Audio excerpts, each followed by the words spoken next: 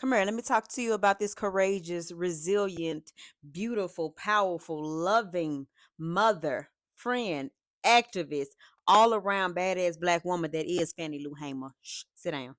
So back in the 1960s in Mississippi, Miss Fannie Lou Hamer was attending a local church meeting where she found out that black people were given the right to vote by the Constitution. So imagine her surprise not knowing that back in 1868, that's when it was ratified into law that they were given the right to vote, all U.S. citizens, including former slaves.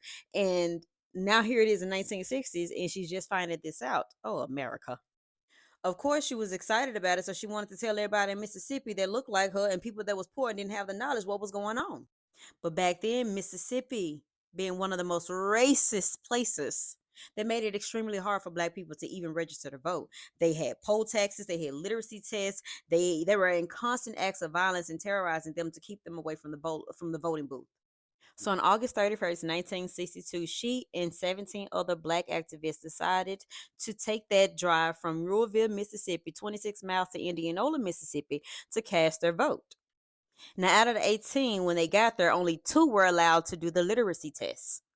Like I told you, Mississippi made it hard for black people to vote. So on their way back, they would stop somewhere by some state highway patrolmen that basically told them that they had to go back to Indianola because they had to pay a fine because the bus driver was driving a bus while black, basically. So when they end up getting back to Louisville, she was met by her husband and her children, basically telling her that the plantation owner that she worked on the plantation for 18 years as a sharecropper and timekeeper, he was telling her basically if she don't go and take her name off that ballot or if she gonna renege her literacy test, that she couldn't stay on that plantation and work. And he said, even if you did, you won't be able to stay here in Mississippi because that's not something that we're ready for.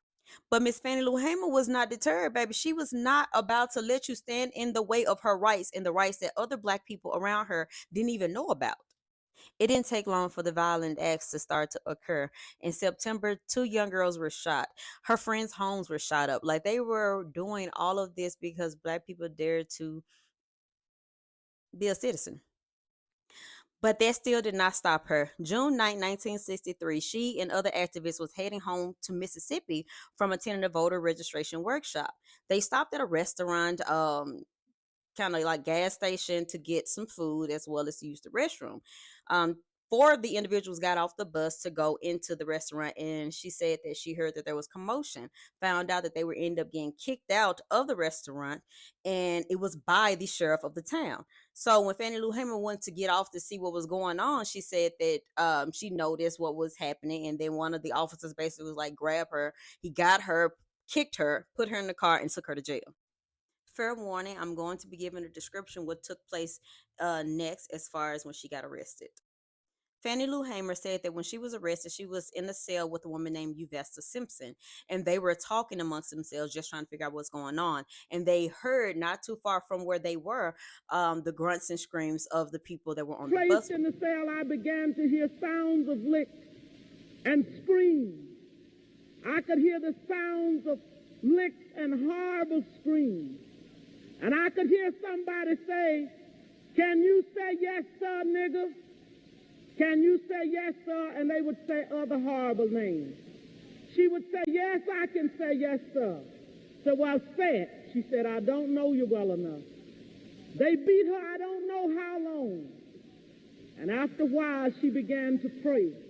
And she remember seeing her face all bloody and swollen. And then 3 male police officers came in there in the cell where she was and asked her where she was from. She said she was from Louisville. He left to check and see, came back, and he was like, "Oh, you from Louisville, all right. I'm gonna make you wish that you were basically dead."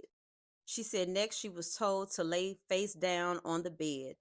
They gave 2 Negro prisoners their blackjacks, and they were ordered to beat on her. She said the first one was ordered by the police officers as they watched. They liquored them up, so basically they would have to do what they would tell them to do, and they wouldn't be trying to fight the police officers back.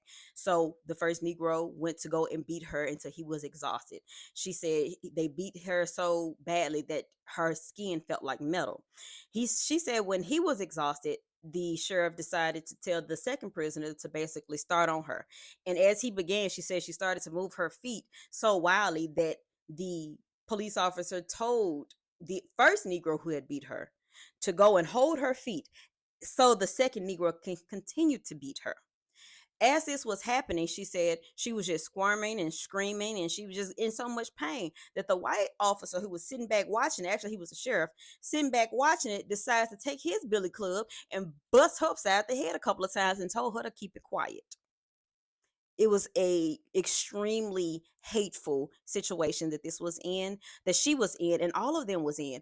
And after they beat her, she said that she overheard them saying that they was going to throw their bodies into the big black river. Didn't do it, and she believed they didn't do it because there was already heat on Mississippi at the time, because earlier that Sunday or earlier that day, Medgar Evers had been killed. So if a group of activists decide, or if they decide to kill off a group of activists, and of course Mississippi will be under fire, as they should have been.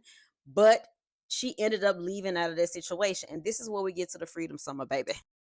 So during the Freedom Summer of 1964, Miss Fannie Lou Hamer was able to give her testimony before the Credentials Committee as a representative of the Mississippi Freedom Democratic Party, because of course they wanted people who look like them to have those seats and have those voices.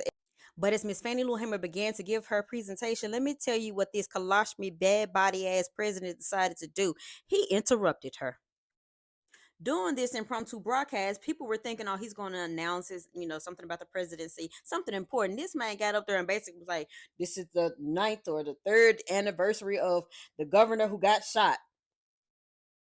He dragged that on, and to a point when it did get back into the presentation, Miss Fannie Lou Hamer was already done.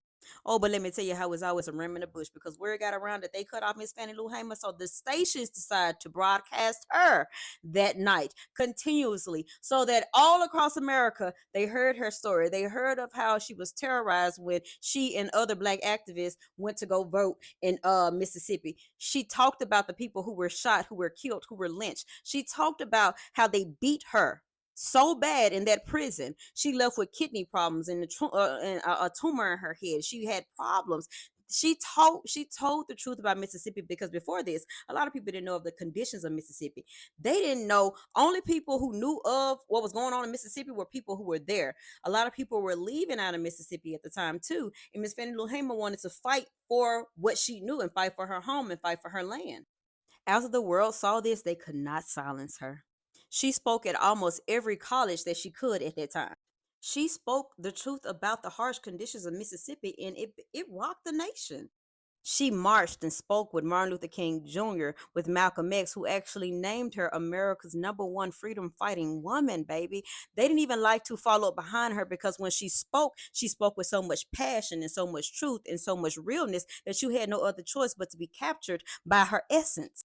She became so popular that Harry Belafonte had funded her and her delegates a trip to Africa so that they could sit down and talk to the president and talk about strategies and how they can make Mississippi better, basically, what they can do to make America better. She was invited on TV shows with scholars, and she held her own. She did not let anybody intimidate her. Uneducated, yet so powerful. Even through all her fight, the system still failed her. She ended up having life-changing injuries due to her beating that they gave her in Winona, Mississippi. Years later, she ended up having to go to get a tumor removed, and they gave her a hysterectomy without her permission. Again, the sterilization of Black women. Throughout all of that, she continued to rise. She was fearless, and she was just in her crusade. She was an important part of getting the Voting Rights Act passed in 1965. Miss Fannie Lou Hamer fought. She cared. She broke down barriers, and she did it in the name of Mississippi. We should all be grateful for this courageous, powerful, and resilient Black woman that is Fannie Lou Hamer. Have a good one. 1964, we didn't have many people registered in the Mississippi, but today we have 60% of the Black population registered in Mississippi. We have 42 elected officials in the state of